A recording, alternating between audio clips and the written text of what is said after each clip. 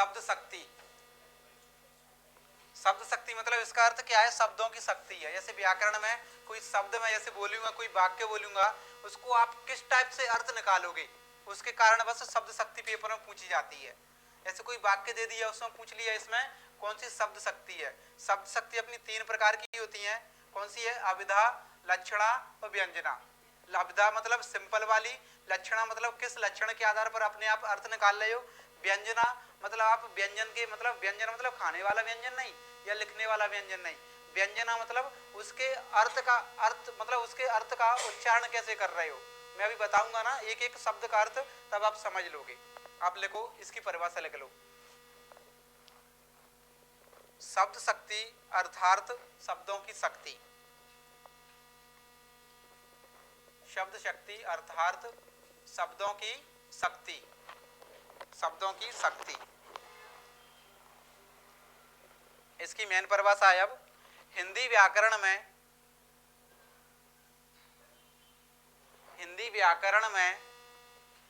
किसी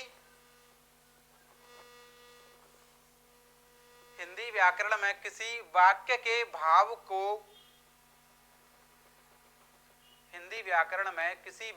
भाव को समझने के लिए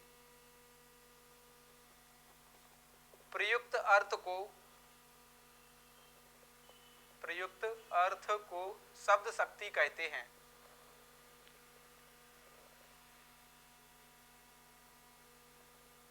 शब्द शक्ति 3 प्रकार की होती हैं। शब्द शक्ति ये कितने? 3 प्रकार के होते हैं। कौन कौन से होते हैं? अभिधा, लक्षणा और व्यंजना। अभिधा, लक्षणा और व्यंजना।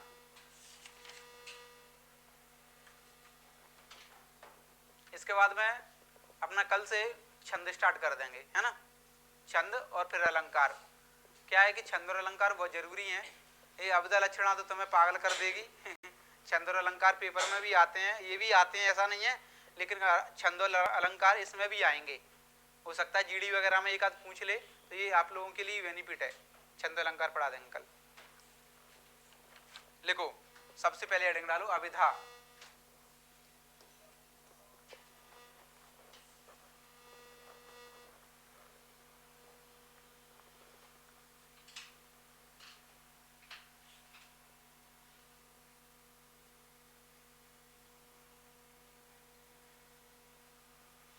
लिखो, बे वाक्य के रूप में प्रयोग होते हैं ये चीजें, तो लिखना बे वाक्य जिनका शाब्दिक अर्थ मतलब शब्दों का अर्थ, शाब्दिक अर्थ और भावार्थ, क्या? भावार्थ, शाब्दिक अर्थ और भावार्थ समान हो। मतलब शब्दों का जो अर्थ निकल रहा है वही उसका अर्थ हो, भाव का। ऐसे शब्द मैंने जो भी लिखा है, राम बाजार जाता है, तो मतलब बाजार जा रहा है, उसका अर्थ वही निकल रहा है।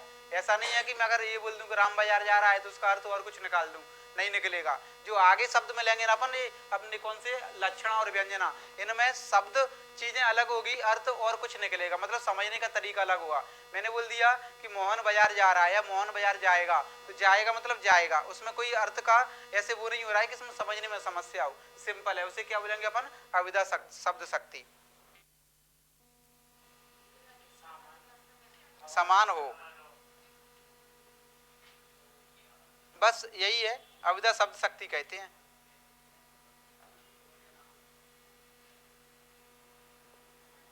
इसमें एक चीज और लिख लेना, इसमें उत्पन्न भाव को पेपर में पूछ सकता है। इसमें उत्पन्न भाव को वाच्यार्थ कहते हैं। इसमें उत्पन्न भाव को वाच्यार्थ कहते हैं। जैसे उदाहरण लिखो, हिंदी एक भाषा है, सबको पता है हिंदी एक भाषा है। इसका कोई अलग अर्थ तो नहीं निकल रहा है, या कोई निकालेगा, मैं बोलूंगा तो नहीं निकलेगा। मैंने बोल दिया मोहन बाजार जाता है, लिख लो मोहन बाजार जाता है। आकाश तो घर से ही नहीं आया अभी तक।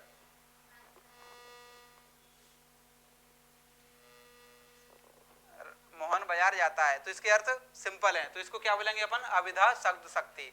अब सेकंड देखो, और इसमें एक और चीज बता दूं, मतलब वाक्य में अर्थ वही निकलेंगे और भाव अलग नहीं निकलेंगे, भाव भी वही रहेगा और शब्द भी वही रहेंगे, उसे क्या बोलेंगे अपन, अविधा। अब लक्षणा में लिखो, दूसरे हेडिंग डालो, लक्षणा शब्द शक्ति।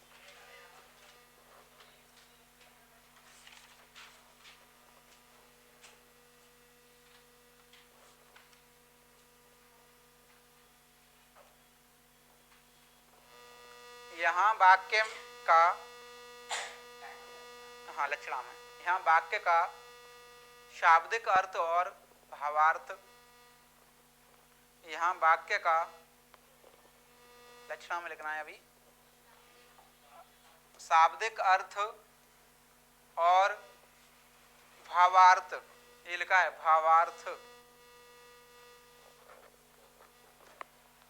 अलग होता है। यहाँ वाक्य का शाब्दिक अर्थ और भावार्थ अलग होता है।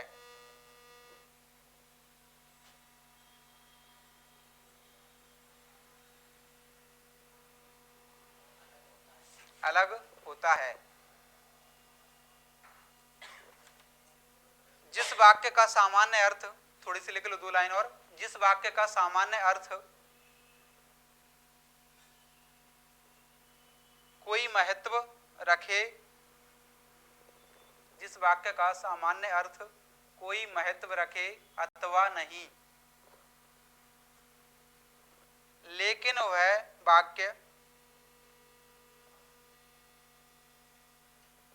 वह वाक्य किसी संज्ञा अथवा सर्वनाम की, किसी संज्ञा अथवा सर्वनाम की विशेषता प्रकट करने के लिए प्रयुक्त होता है। विशेषता प्रकट करने के लिए प्रयुक्त होता है।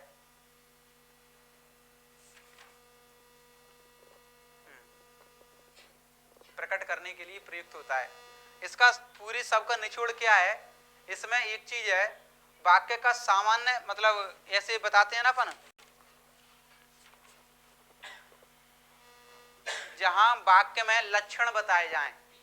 लक्षण मैंने कल बताया था ना, रामू शेर है, हाँ शेर कौन होता है, जानवर, लेकिन मैंने उसको बोल दिया रामू शेर है, तो रामू अपने आप को क्या समझ, हाँ यार मैं शेर हूं, खुश हो जाएगा, सही बात है ना।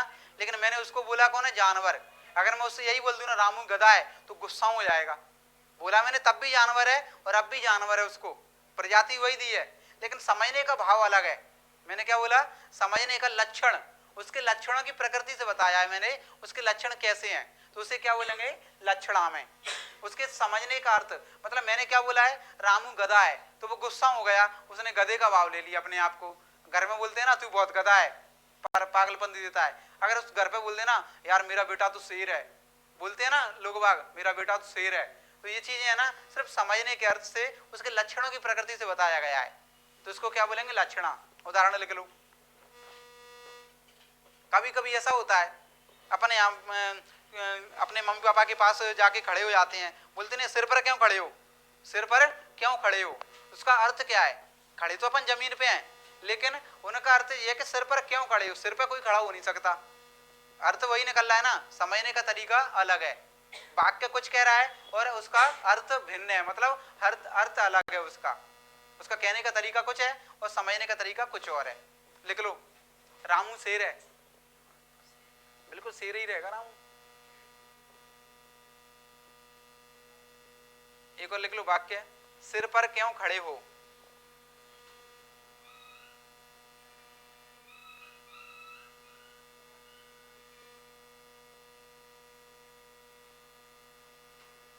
मतलब इसमें ऐसी चीजें है ना, रामू शेर है, इसमें मैंने ऐसे रामू के हाव भाव से बोल दिया कि वो शेर जैसा काम कर रहा है, लेकिन वो शेर नहीं है। उसके सिर्फ शेर के मतलब ऐसे उसकी विशेषता बताई गई है कि रामू शेर जैसा काम कर रहा है। ठीक है, समझ लेना। अगला है व्यंजना। समझ जाओगे, लक्षण की प्रकृति से बताया गया है।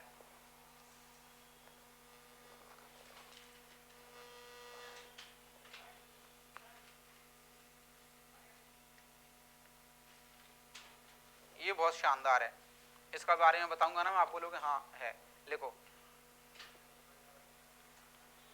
यहाँ वाक्य तो साधारण होता है, यहाँ व्यंजना में लिखना है, व्यंजना में। यहाँ वाक्य तो साधारण होता है, यहाँ वाक्य तो साधारण होता है, लेकिन उसका प्रत्येक पाठक अथवा श्रोता, लेकिन उसका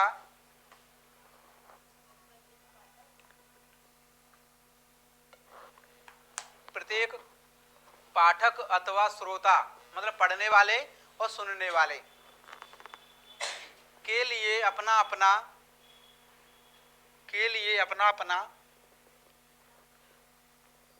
भिन्न अर्थ होता है, के लिए अपना अपना भिन्न अर्थ होता है।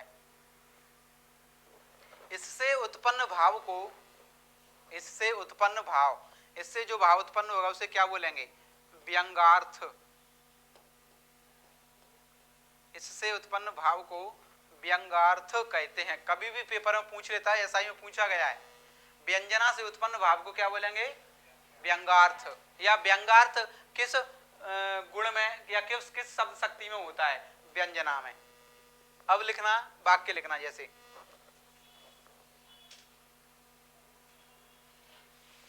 अब लक्षण से उत्पन्न होगा उसको क्या बोलेंगे? लक्षणार्थ। अविधा से होगा अविधार्थ। या इसका कुछ बताया था कविता का? अविधा शब्द शक्तियां एक ही चीज है वो तो। उत्पन्न भाव को वाच्यार्थ। उसका पहला क्या था? इससे उत्पन्न भाव होगा उसको क्या बोलेंगे? वाच्यार्थ। किससे?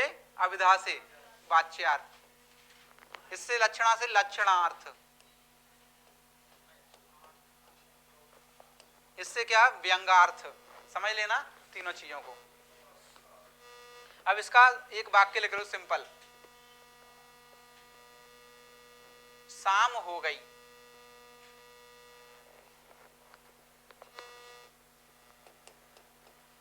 शाम हो गई। या अपन ऐसे भी लिख सकते हैं, संध्या हो गई। एक ही बात है ना, संध्या हो गई। शाम हो गई या संध्या हो गई, समथिंग कितना 8 बजे का टाइम हो गया होगा। ऐसा ही होता है ना, अपन बोलते हैं संध्या हो गई, 7 या 8 बजे का टाइम। तो इस जगह 3-4 चीजों का वर्णन बताऊंगा मैं। व्यंजन, व्यंग्यार्थ मतलब इसके व्यंग कैसे कैसे निकलते हैं। सबसे पहले जो व्यक्ति सुबह से ड्यूटी जाता है 9 बजे से शाम के 7 बजे तक या 8 बजे तक, उसके लिए अर्थ क्या निकल रहा है? उसकी ड्यूटी का टाइम खत्म हो गया। और जो घर की गृहिणी जो खाना बनाती है उनके लिए टाइम क्या हो गया? उसी चीज का अर्थ अलग अलग देखना। उस ड्यूटी वाली के लिए अर्थ क्या हो गया? उसकी ड्यूटी का टाइम खत्म हो गया। जिसको नाइट ड्यूटी करनी है उसका टाइम स्टार्ट हो गया। अर्थ अलग अर्थ निकल रहा है। अलग अर्थ एक और क्या निकल रहा है? महिलाएं जो गृहिणी हैं उनके लिए अर्थ क्या हो गया? शाम हो गई, वही खाना बनाने का टाइम हो गया। सच्चाई है। जो बच्चे सो जाते हैं जल्दी उनके लिए सोने का टाइम हो गया। पुजारी के लिए पूजा करने का टाइम हो गया। शाम का टाइम होता है। तो यही सबके अलग अलग अर्थ निकल रहे हैं, इसलिए इसको व्यंजना मतलब व्यंग्यार्थ। मतलब अलग अलग शब्द के लिए वाक्य एक ही है, लेकिन प्रत्येक शब्द के लिए उसी वाक्य के लिए अलग अलग व्यंजनों का मतलब अलग अलग अर्थों का प्रयोग किया जा रहा है, इसलिए इसको क्या बोलेंगे? व्यंग्यार्थ। कभी ऐसा पूछ ले, ऐसा भी आता है समय के इसमें जहां तो समय का अभाव रहता, मतलब समय का प्रावधान रहता है, अभाव नहीं प्रावधान। समय कैसे? शाम हो गई या सुबह के 8 बज गए, तो 8 बज गए बच्चों के लिए स्कूल जाने का समय हो गया। बच्चों के लिए सुबह माताओं के लिए या नाश्ते का समय हो गया, पुजारी के लिए पूजा का समय हो गया, टीचर को स्कूल जाने के लिए हो गया, या किसी चीज को जो 8 बजे का कार्यक्रम है या जिसको जाना है क्या बोलते हैं दुकानदार को दुकान पर जाने का समय हो गया, टीचर को पढ़ाने का समय हो गया, ये चीजें बच्चों को कोचिंग आने का समय हो गया। ये चीजें किस में रहेंगी? इसके व्यंजन से मतलब व्यंग से प्रतीत हो रहा है, एक ही शब्द के अलग अलग अर्थ हो रहे हैं। मैंने बताया शब्द तो एक ही रहेगा लेकिन उसके अर्थ भिन्न भिन्न रहेंगे, अलग अलग रहेंगे। ठीक, ओके, धन्यवाद। यही है अपने बस।